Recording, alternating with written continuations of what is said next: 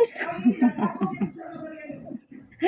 Kumusta na ang mga ka-people dyan? Oh.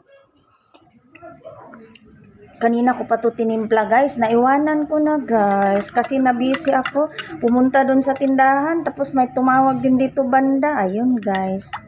Busy ang peg. Early in the morning guys. Naglaba din ako. Marami ang nilaba ko guys. Hanggang ngayon di pa tapos. Di ko pa na ano guys. Para banlaw naman din yun. So yun. Busy guys. Ang morning natin. So nagutom man ako guys. Kakain muna tayo. Kape muna din.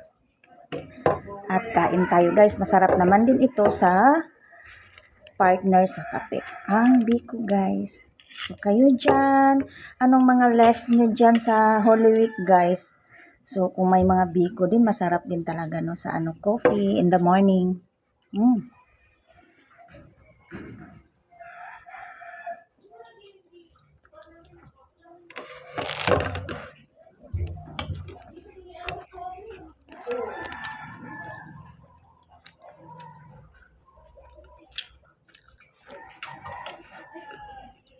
Kain guys. Let's have it.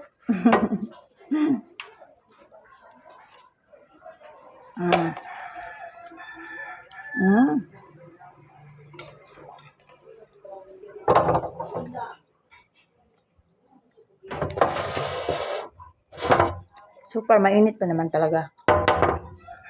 Kape ko guys.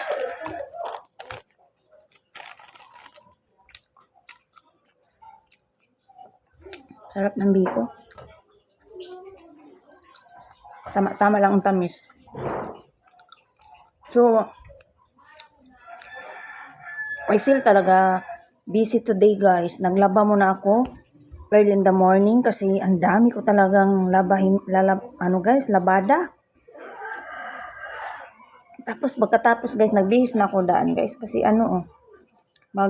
alis pa ako guys, maglabas pa ako ngayon, magpunta guys, magmarket. Kahit papano, kahit kunti, papano dyan. So, medyo marami na din kasing kunti na lang guys.